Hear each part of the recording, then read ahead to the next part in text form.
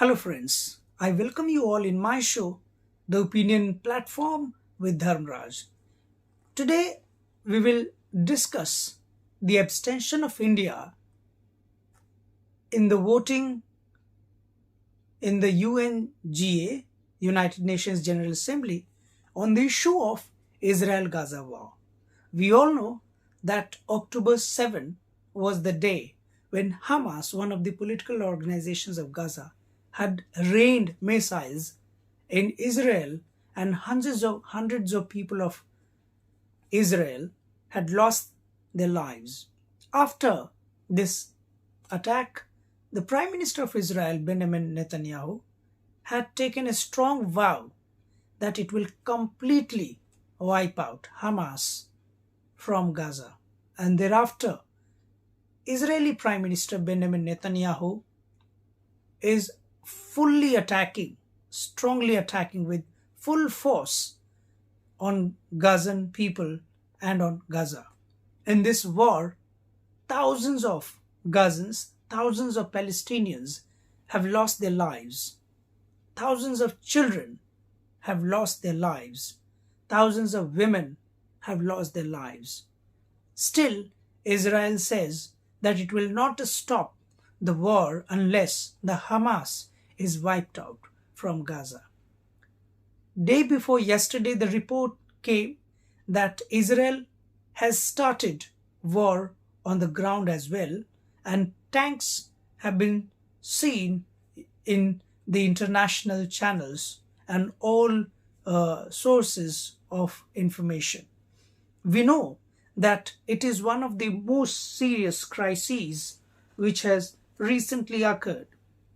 In last so many years, so many thousands of people have not lost their lives in the war which does not seem to end quite soon. Across the globe, sensitive people are out on the street for ceasefire. In America, a massive protest took place, and the best part of those protests which are being led in America, in England, are that most of the Jews citizens, Jews members of the Jews communities, people from the Jews communities have come out on the streets, and they are demanding for immediate humanitarian truce in the war between Israel and Gaza.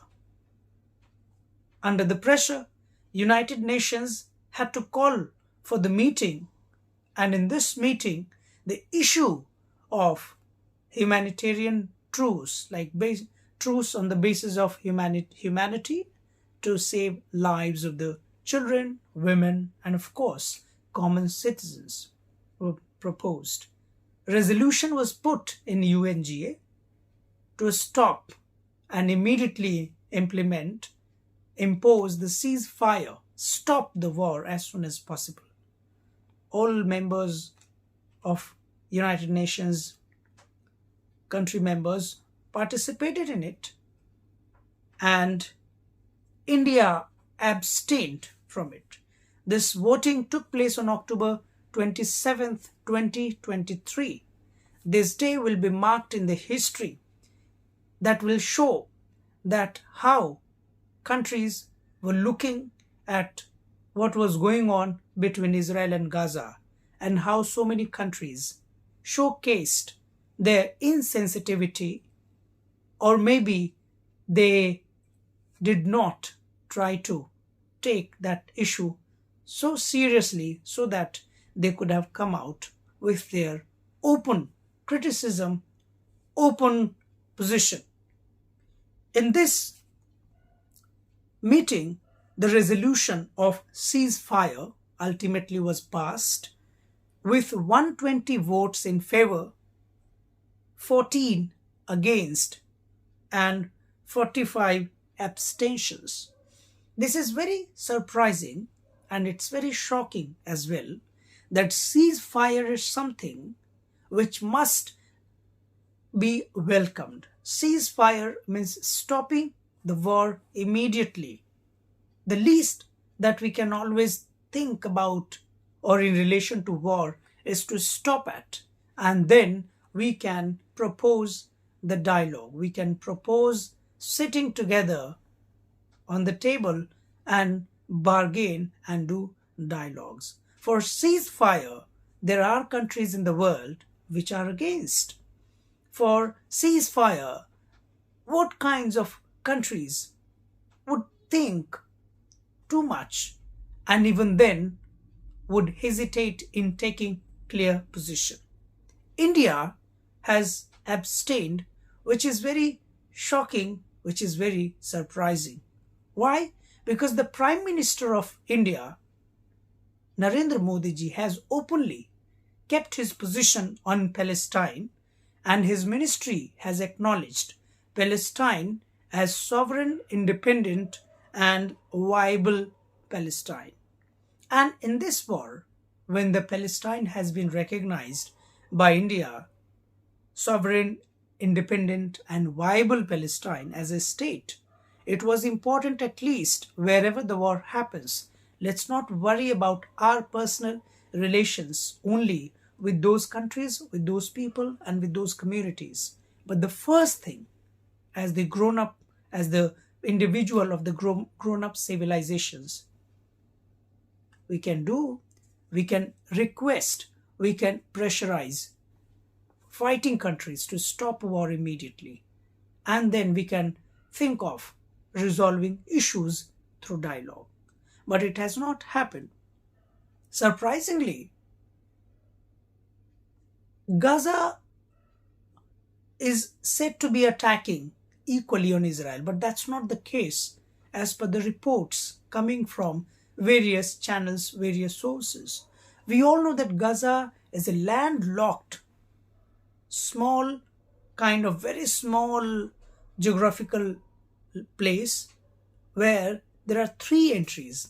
Two entries are banned and controlled completely by Israel for long, and one entry, one border side, is towards Egypt. When the attack happened on Gaza, thousands of Palestinians, thousands of Gazan people were killed, and they have run out of all resources, supplies, foods, electricity, medicines, and everything. America, which despite being in favor of Israel's attack over Hamas, has proposed and sent massive help for Gazan people. England as a country, the Prime Minister of England, Rishi Sunak, has also extended massive help and promised to help Gazan people in this time of crisis. But the worst part, that even a country like America and England have to request to the Israel to open these two borders so that help could reach to Gazan people, common people, citizens. But Israel is hell-bent while not opening the two gates. Thereafter, Egypt has been reported to be making those roads through which helps sent by America and England could reach to the people of Palestine, the people of Gaza. It's very shocking that we have entered in the moment where kids are fighting hunger, starvation, they're being rendered homeless, and their parents are killed. There are so many children, those who are left, they have lost their entire family. There are families who have lost their entire families. There's one woman, there's one man, there's one child. It is very difficult to find out one full family in Gaza. Situation has become so much worse. Even journalists who were reporting from Gaza, their family members have been killed in the attack, in the missiles attack, airstrikes by Israel. Still, they are forced to report from there as what is the situation on the ground. Doctors operating the victims, war victims, attack victims, and these doctors have lost their family members. Still, they have no option but to treat the patients. It is very surprising to see, it is very disheartening to see images coming from Israel. It's all destruction. The devastating images which are coming from Gaza break the heart of humanity, and it challenges our entire notion of growth as human beings or as a civilizational collective human ideas. We have failed in stopping such wars where kids have to be killed for no reason. For today, through this channel, I would like to say that ceasefire must be implemented. The resolution which has been passed in UNGA, despite opposition and abstentions, it has got huge votes that Israel-Gaza war must stop immediately, and helps, aids must be provided to Gazan people, common people, those who are struggling to live, those who are struggling against deaths. Reports show that it's not the war, it is a massacre of one country by another country. In 2023, the situation has not changed what was close to 100 years with another country.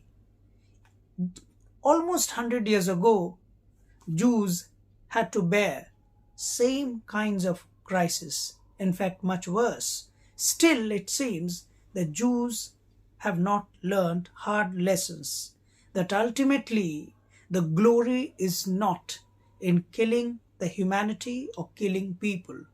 The glory lies in safeguarding the humanity, in saving human lives. Through this channel, I would like to appeal to all of you that try to understand that war anywhere must stop immediately. The cost of war is not high in terms of economy and monetary benefits and losses, but the cost of war is so high that it affects our memory for hundreds and thousands of years to come, and we take, and at times we don't overcome those bad memories of war.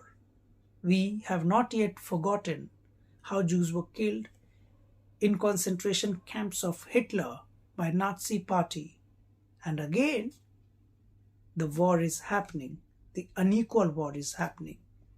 One country is hell-bent on wiping out the entire people of a place in the name of fighting against terrorism. If any country thinks that killing civilians of Gaza is equal to the fight, is equal to putting the fight against terrorism, so that country is mistaken.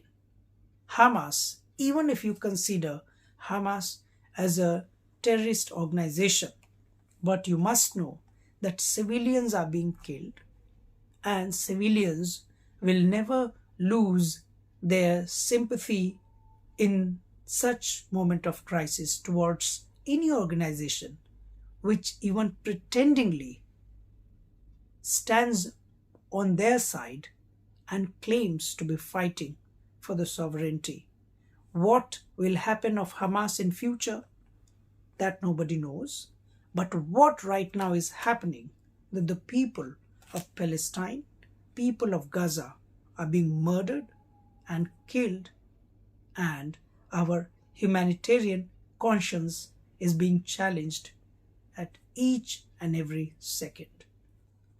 I would like to end this show with the last appeal that all wars across the world must stop and dialogue should start. Thank you very much.